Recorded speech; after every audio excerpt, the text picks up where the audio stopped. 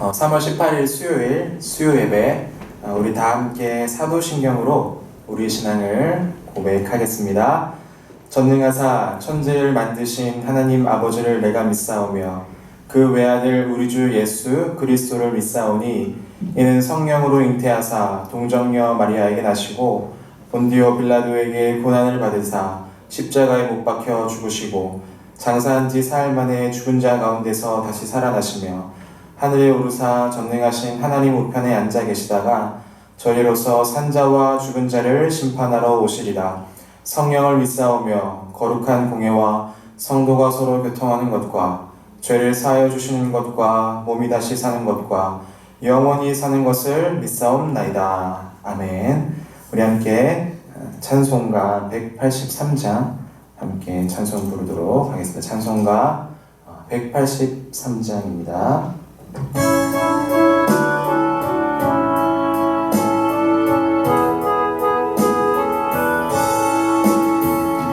빈들의 마른 불같이 시들은 나의 영혼 주님이 약속한 성령 간절히 기다리네.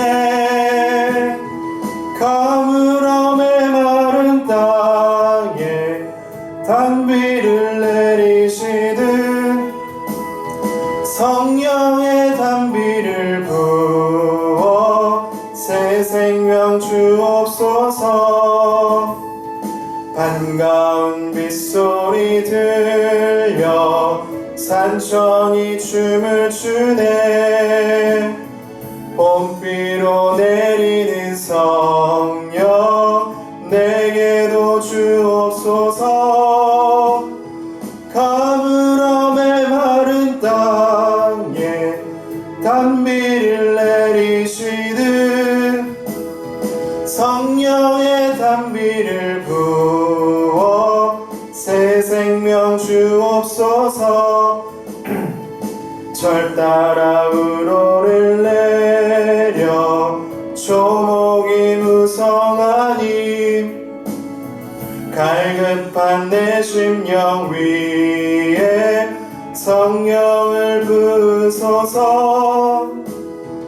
가물음에 마른 땅에 단비를 내리시듯 성령의 단비를 부어 새 생명 주옵소서. 참되신 사랑의 언약 어길 수 있사오랴. 오늘의 흡족한 은혜 주실 줄 믿습니다. 가물음에 마른 땅에 단비를 내리시듯 성령의 단비를 부어 새 생명 주옵소서. 아멘. 함께 기도드리시겠습니다.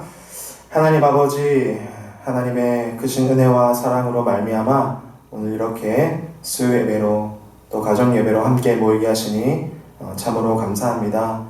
여러 곤란하고 어려운 상황 가운데 우리가 있지만 여전히 하나님께서 우리를 붙드시고 또 우리와 함께 하시고 우리를 지키시고 또 우리에게 참된 위로를 주시는 분이심을 우리가 잘 알기에 그분을 의지하여 오늘도 주 앞에 나아갑니다. 오늘도 주의 말씀을 우리에게 들려주시고 그 말씀을 통하여 하늘로부터 임하는 풍성한 은혜와 위로를 함께 얻어가는 귀한 시간이 되게 하여 주시옵소서. 예수님의 이름으로 기도드립니다. 아멘. 오늘 함께 읽을 말씀은 빌립보서 2장 1절에서 5절 말씀입니다. 빌립보서 2장 5절에서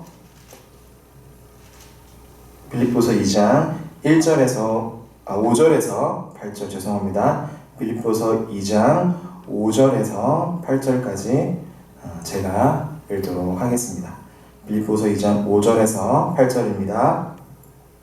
너희 안에 이 마음을 품으라. 곧 그리스도 예수의 마음이니 그는 근본 하나님의 본체시나 하나님과 동등됨을 취할 것으로 여기지 아니하시고 오히려 자기를 비워 종의 형체를 가지사 사람들과 같이 되셨고 사람의 모양으로 나타나사 자기를 낮추시고 죽기까지 복종하셨으니 곧 십자가에 죽으심이라. 아멘. 기도하겠습니다. 하나님 아버지, 오늘도 주의 귀한 말씀을 우리에게 들려주시고 우리가 함께 이 자리에 하지 못하나 가정에서 또 영상으로 여전히 우리 가운데 함께 하시는 그 하나님을 경험하는 귀하고 복된 수요 예배 시간이 되게 하여 주시옵소서. 예수님의 이름으로 기도드립니다. 아멘. 오늘 계속 이어서 하이데이베르크 요리문답 14번째 시간입니다. 35문부터 36문인데요. 제목은 동정녀에게 성령으로 잉태라는 제목으로 함께 말씀을 나누도록 하겠습니다. 이 사도신경에 나오는 세 번째 신앙 항목인 이는 성령으로 잉태하사 동정녀에게 나시고 라는 내용을 중심으로 오늘 살펴보겠습니다. 제가 먼저 하이데이베르크 요리문답 35문과 36문 함께 있으면 이렇게 읽으면 참 좋겠지만 제가 이어서 쭉 한번 읽어보도록 하겠습니다. 35문입니다. 그는 성령으로 잉태되어 동정녀 마리아에게 나시고 라는 고백이 뜻하는 바는 무엇입니까? 답입니다. 그 고백은 현재나 장래나 언제나 동일하신 참되신 영원한 하나님이신 하나님의 영원한 아들 곧 성자 하나님께서 동정녀 마리아의 혈과 육으로부터 참된 사람의 본질을 취하셨으며 이러한 일은 성령 하나님께서 행하신 일임을 뜻합니다. 그 결과 그는 다윗의 참된 후손이 되셨으며 죄를 짓지 않으셨다는 면을 제외한 다른 모든 면에서 그의 형제들과 같이 되셨음을 뜻합니다. 36문입니다. 그리스도께서 거룩하게 잉태되어 탄생하심으로써 당신은 어떠한 유익을 누리게 됩니까? 그리스도는 우리의 중보자가 되시어 내가 잉태되었던 그 순간부터 범했던 모든 죄를 그의 순전함과 온전한 거룩함으로 하나님 앞에서 덮어 가려 줍니다. 지금까지 우리는 사도신경에 나오는 예수님의 네 가지 이름, 즉 예수, 그리스도, 하나님의 아들, 우리의 주님에 대해서 배워보았습니다. 우리는 사도신경을 고백하며 예수님의 이름을 부를 때마다 예수님의 이름에 담겨져 있는 그 의미를 생각해 보아야 합니다. 그 이유는 예수님의 이름과 예수님의 일이 유기적으로 관계되어 있기 때문입니다. 예수님의 이름과 또 예수님의 일을 자세히 살펴본다면 우리는 더욱더 예수님의 구원 사역의 풍성함을 깨달아 알 수 있을 것입니다. 사도신경은 예수님이 무엇을 하시는가에 대해서 설명하면서 그리스도의 인격과 사역에 대해서 말합니다. 예수님이 어떠한 분인가를 우리가 잘 알아야 하겠지만 또 더 나아가서 그분이 무엇을 하시는지 또 무엇을 하셨는지 또 무엇을 하시는지 또 무엇을 하실지에 대해서도 각각 알아야 한다는 말입니다. 사도신경은 예수님의 사역을 크게 두 부분으로 나눕니다. 하나는 낮아지신 신분 비하라고 말하고 그래서 이 낮아지신 신분 비하에는 성령으로 잉태되어 동정녀 마리아에게 나시고 본디오 빌라도에게 고난을 받아 십자가에 못 박혀 죽으시고 장사한 지 사흘 만에 지옥에 내려가시고 이것이 바로 낮아지심의 신분 비하입니다. 다른 하나는 높은 신분 승기라고 말합니다. 다시 살아나셨으며 하늘에 오르시고 하나님 우편에 앉아 계시다가 살아있는 자와 죽은 자를 심판하러 오십니다. 이것이 높아짐의 신분 승귀입니다. 예수님의 탄생에 대한 올바른 이해는 매우 중요합니다. 예수님의 탄생에 대한 분명한 인식이 없다면 이어지는 예수님의 일들에 대한 이해가 바르지 않거나 또 나쁘게 이해되어질 수 있기 때문입니다. 그러한 면에서 이것은 예수님의 탄생이 예수님의 정체성과 사역에 결정적인 영향을 미친다는 사실을 우리가 좀 유념해 두고 이 사실을 알아야 하겠습니다. 정리해보면 예수님은 우리의 죄를 위해서 탄생하시고 또 고난 받으시고 십자가에 못 박히시고 죽으시고 장사 지내시고 지옥의 고통을 경험하셨습니다. 또한 우리의 의를 위하여 부활하시고 승천하시고 하나님 보좌 우편에 좌정하시고 우리를 심판하실 것입니다. 바로 이것이 성도들의 구원에 있어서 가장 중요한 예수 그리스도의 사역입니다. 예수님이 세상의 구원자가 되시려면 반드시 성령으로 잉태되셔야 하고 또한 반드시 동정녀에게서 태어나셔야 합니다. 그렇지 않으면 예수님은 구원자로서의 자격을 갖추지 못하게 됩니다. 그런 이유들로 인해서 예수님이 동정녀에게 태어나셨다라는 사실도 어쩌면 받아들이기 쉽지 않을 수도 있겠습니다. 사람은 남자와 여자로 태어나는 법이고 또 그렇지 않은 방식으로 태어나는 것은 불가능하기 때문에 아마도 이런 생각을 할지도 모르겠습니다. 또한 많은 사람들은 예수님이 성령으로 잉태되신 것과 동정녀 마리아에게 태어나신 것의 의미를 잘 모르기도 합니다. 따라서 이에 대한 바른 이해가 우리에게 필요하다라는 것이죠. 교회 역사를 잠깐 살펴보면 기원 후 1에서 3세기에 활동했던 영지주의자들이 있습니다. 이들은 물질은 악하고 멸등하지만 영은 선하다라고 보는 이원론적 종교관에서부터 발생하였습니다. 여기에 빠진 이들은 영이신 하나님이 저급한 어떤 육체로 오셨다라는 사실을 받아들이지 못하고 가현설을 주장합니다. 가현설은 도시티즘이라고 하는데 그리스어로 보이다, 뭐뭐인 듯하다라는 뜻을 가집니다. 즉 이러한 사람들은 육신은 실제 육신이 아니라 육신처럼 보인 그 무엇이라고 주장하는 것이죠. 그러나 이 가연설을 받아들이면 어떻게 되겠습니까? 그리스도가 육체로 겪으신 고난과 죽음, 그리고 이어지는 부활과 승천을 부정하거나 왜곡하게 될 것입니다. 이후에 종교개혁 시대에 나타났던 제세례파들 중에 일부는 예수님이 마리아로부터 인간의 살과 피를 취하셨다는 사실을 또한 부정합니다. 이렇게 역사적으로 많은 이단들이 그리스도의 인성을 거부하였고 그리스도의 인간적인 출생을 부인하며 그리스도가 동정녀의 몸에서 태어나신 것을 받아들이지 않았습니다. 어떠한 극악한 자들은 예수님의 탄생의 의미를 교묘하게 왜곡하여서 수많은 사람을 미혹하기도 했습니다. 우리는 하나님께서 온 세상을 창조하신다라는 사실을 고백합니다. 그렇다면 예수님이 동정녀에게서 태어나셨다라는 사실을 믿지 못할 이유가 없습니다. 전자를 믿으면 후자를 믿지 못한다는 것이 말이 되지 않는 것과도 같습니다. 사도신경에서 하나라도 믿지 않으면 어쩌면 다른 모든 조항들도 믿지 않는 것이 된다라는 말입니다. 특히 예수님의 동정녀 탄생을 믿지 않으면서 예수님이 하신 모든 일들, 즉 예수님의 부활과 승천과 또 통치와 재림을 믿을 수는 없다라는 것이죠. 더 나아가서 예수님의 동정녀 탄생의 역사성을 제외하고 단순히 그 의미만 받아들이겠다고 주장하는 것도 옳지 않습니다. 예수님의 이 동정녀 탄생은 역사적인 사실이고 그 바탕 위에서 실제적이고 실존적인 의미를 가지게 됩니다. 예수님의 동정녀 탄생을 믿어야만 참된 성도가 될 수 있습니다.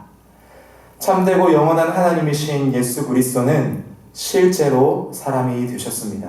절대로 사람의 모습을 잠깐 취하신 것이 아니라 실제로 사람의 본질을 그대로 취하여 사람이 되셨습니다. 이때 처녀 마리아의 살과 피로부터 이 사람의 본질을 취하셨습니다. 또한 그리스도가 참 몸과 함께 지각 있는 영혼도 취하셨습니다. 그래서 사람은 영과 육으로 되어 있기에 참이신 예수님 또한 육과 영을 취하신 것이 당연하다라고 말씀드릴 수 있겠습니다.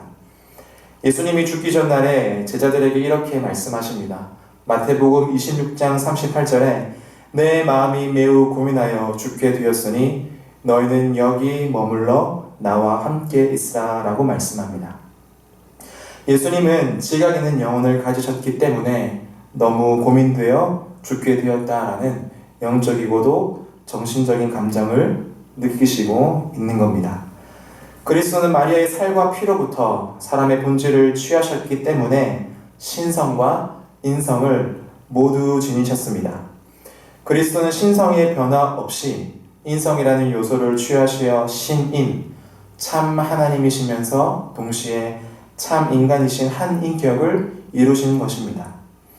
이때 신성과 인성은 변질되거나 혼합되지 않습니다. 신성의 변화가 없지만 이 신성은 인성의 연약함과 또한 비참함에 동참하십니다. 물론 신성과 인성이 어떻게 한 인격을 이루는지에 대한 자세한 내용은 신비입니다. 우리가 그 원리나 과정을 모두는 알 수 없습니다. 그런데 어떻게 보면 우리 인간 존재 자체도 신비라고 할 수 있겠습니다. 어떻게 인간의 이 영혼에 육신이 긴밀하게 연결되어서 한 인격을 이루는 것일까요? 또 의학이 시대에 따라 발전하면 발전할수록 우리 사람에게는 신비한 것이 더욱더 많다는 것이 더 드러나기만 합니다. 조금 더 크게 생각해 보면 우주의 이 발생과 팽창도 어쩌면 신비가 아닐까 생각되어집니다. 중력 속에서 지구가 스스로 돌면서 태양 주변을 떠나지 않고 회전하는 것, 이것이 얼마나 놀라운 일인가 하는 것입니다. 이와 마찬가지로 우리는 그리스도의 신성과 인성이 어떻게 한 인격을 이루는지 자세히는 알지 못하지만 성경이 말해주는 내용을 믿음으로 이해할 수 있습니다. 예수님의 탄생 이야기는 마태복음 1장 18절과 25절 그리고 누가복음 2장 1절과 7절에 잘 기록되어져 있습니다. 마태복음에서는 요셉을 중심으로 기록되어져 있는데 예수님께서 다윗의 자손이라는 점이 부각되어 있습니다. 아마도 이것은 유대인들을 고려했던 것 같습니다. 하지만 누가복음에서는 마리아를 중심으로 기록되어져 있죠. 예수님께서 온 인류의 메시아라는 점이 이 누가복음에서는 강조됩니다. 이것은 또한 이방인을 고려했던 것 같습니다.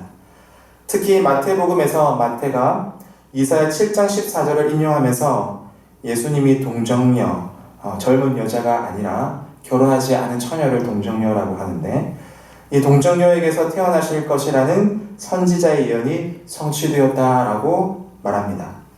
마태는 예수님의 탄생을 통해서 임마누엘의 약속이 실현되었다라고 지금 보고 있는 것이죠. 원래 이 이사야 7장 14절은 주전 735년에 이사야 시대에 아람 왕과 북이스라엘 왕이 연합으로 유다 왕 아하스를 대적했던 일을 배경으로 하고 있습니다. 당시 여호와께서는 이사야를 통해 아하스에게 징조를 주십니다. 그것은 아하스의 집안의 한 처녀가 아이를 낳을 것이며 그 아이가 장성하기 전에 아람과 북이스라엘이 패할 것이라는 징조였습니다. 이 아이는 아하스의 후계자인 히스기야를 가리키는 것 같습니다. 그런데 이 마태복음에서 이러한 이사야의 예언이 예수님의 탄생에 적용된다는 것입니다. 이것을 이중적인 성취 또는 다중적인 성취라고 말합니다.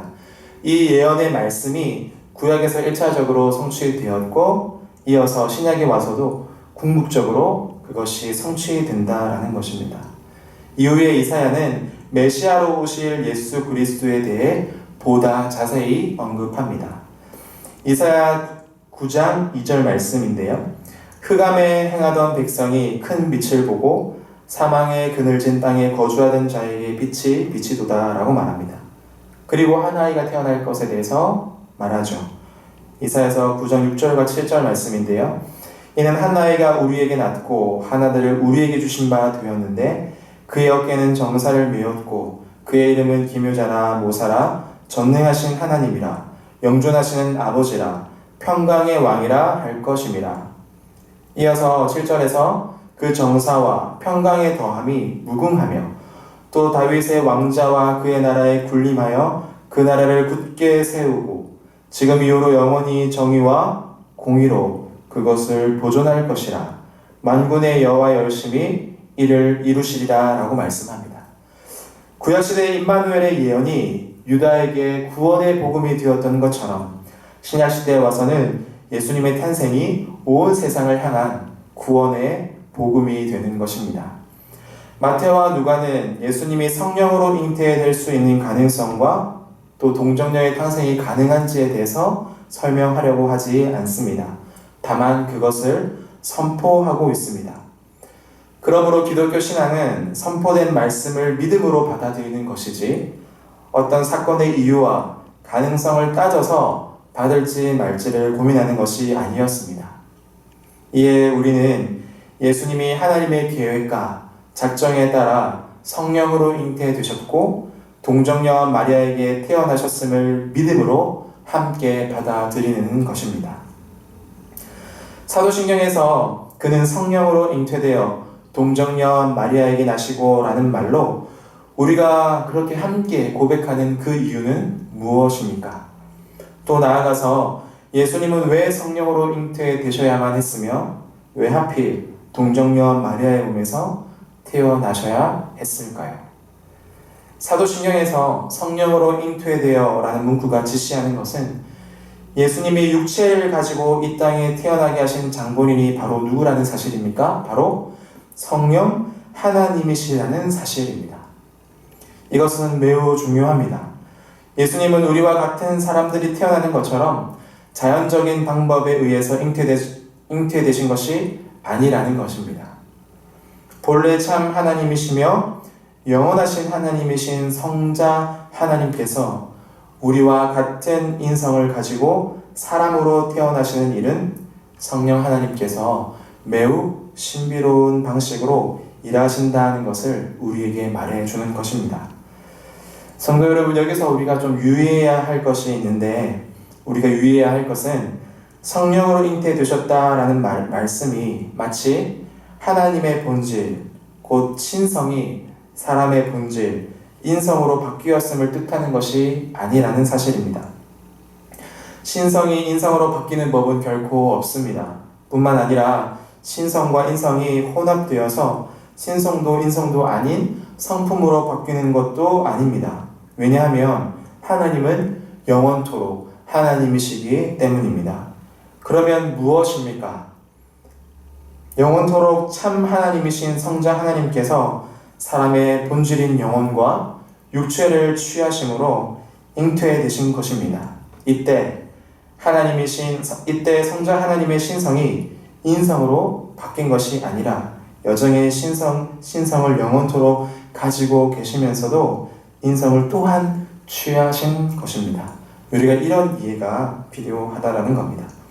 그리고 이어서 동정녀 처녀인 마리아에게 나시고 라는 고백은 예수님께서 성령으로 잉태되셨으나 마리아의 몸에서 나신 것이며 그렇기 때문에 인간들과는 다른 어떤 새로운 인간으로서 새롭게 형성된 것이 아니라는 점도 우리가 잘 유의해서 봐야 하겠습니다. 예수님께서는 마리아의 몸에서 잉태되실 때에 마리아의 살과 피를 취하시는 방식으로 잉태되셨음을 뜻합니다. 예수님의 다윗의 집안의 여인 마리아에게서 태어나신 것은 결코 우연이 아닙니다. 그것은 하나님의 놀라우신 계획이었습니다. 마리아의 살과 피를 취하여 예수님께서 인성을 가지셨다는 것은 예수님께서 마리아를 통해 우리 인간들과 긴밀하게 연결되셨음을 뜻하고 있는 것입니다. 마치 우리가 육신의 부모와 육체적으로 유전적인 연결고리를 가지고 있는 것처럼, 그래서 부모님의 혈액형과 또는 유전적이며 또 생리적이며 그러한 체질들을 물려받는 것처럼 예수님께서는 동정녀 곧 처녀인 마리아와 육체적인 연결을 갖고 계신다라는 것입니다.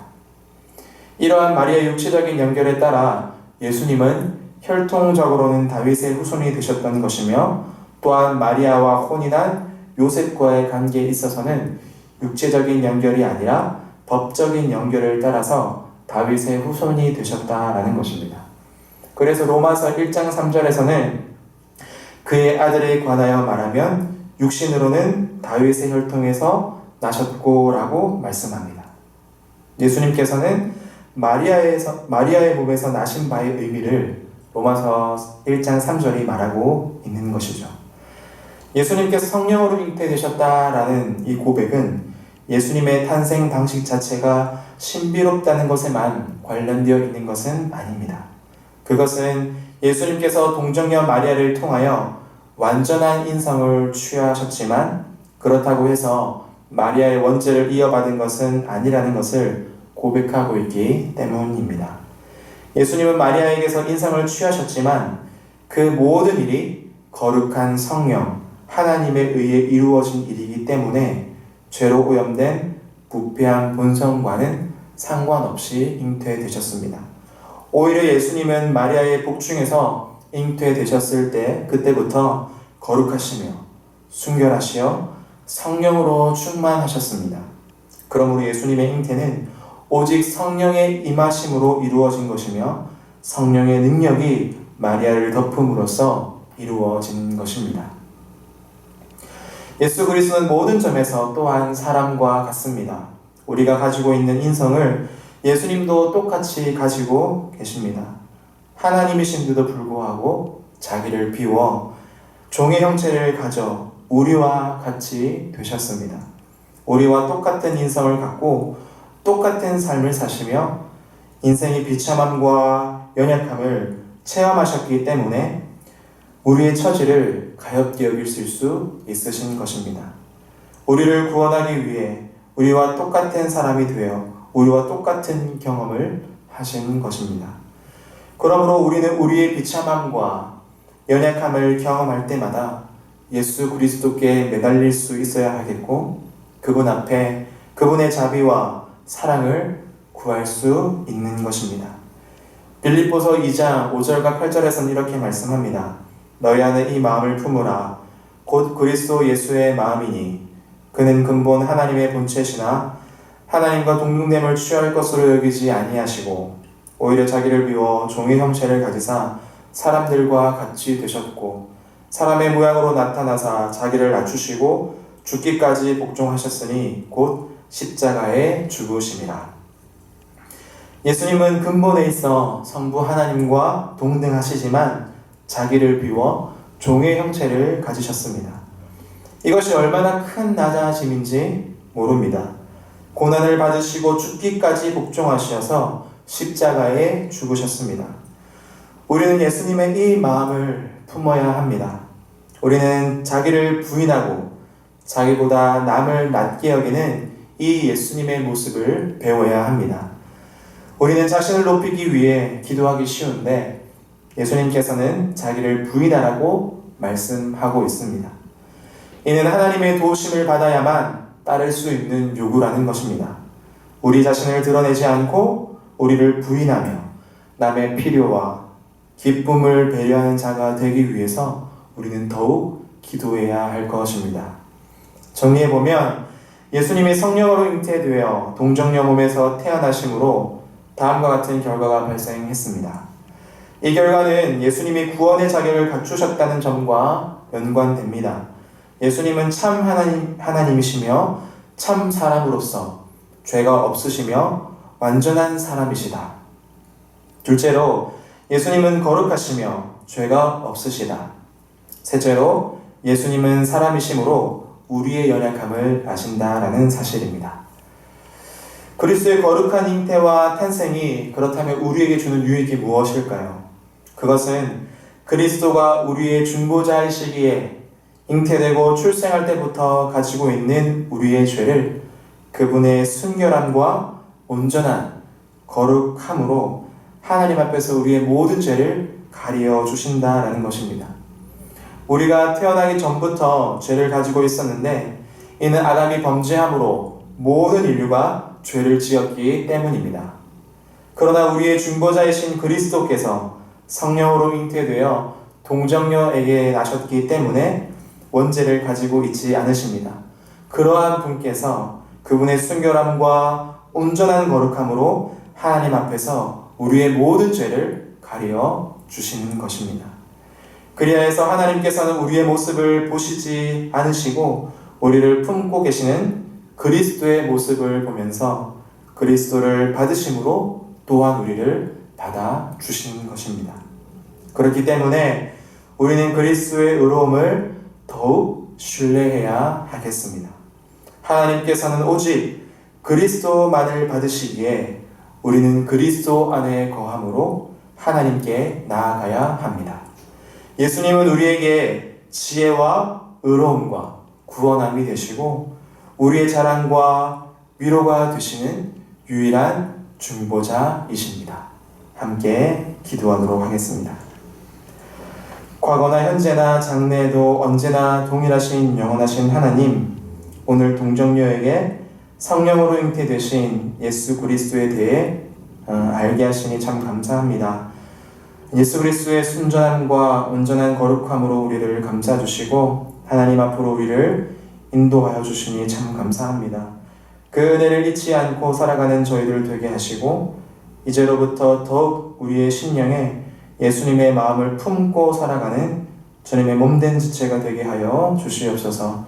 특별히 우리 가까이에 있는 영혼들의 필요와 또 연약함을 채워가며 기쁨의 배려를 해내며 하나님의 공의와 사랑을 실천하며 하나님의 나라를 세워가는 주의 종들 되게 하여 주시옵소서.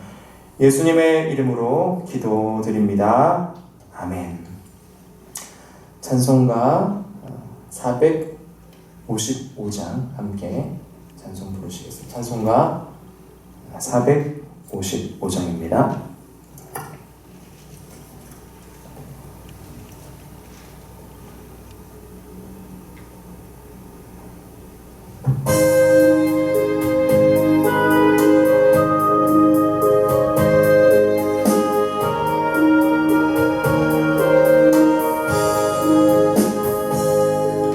주님의 마음을 본받는 자, 그 마음의 평강이 찾아오면 험악한 세상을 이길 힘이 하늘로부터 임미로다. 주님의 마음 본받아 살면서 그 거룩하신 나도 이루리. 주 모습 내 눈에 안 보이며 그 음성 내 귀에 안 들려도 내 영혼 날마다 주를 만나 신령한 말씀을 배우도다. 님의 마음 본받아 살면서 그 거룩하신 나도 이루리. 가는 길 거칠고 험하여도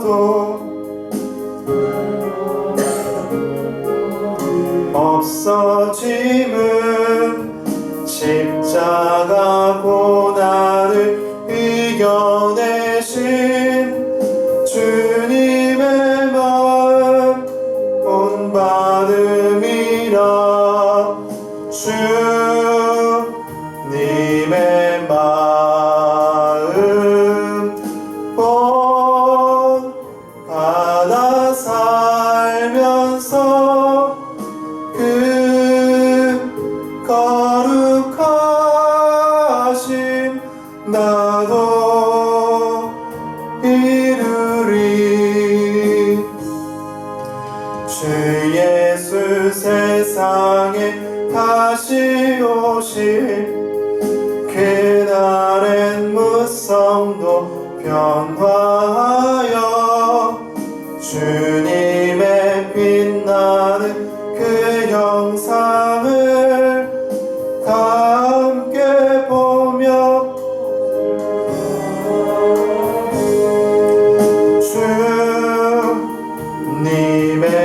마음 본받아 살면서 그 거룩하신 나도 누리.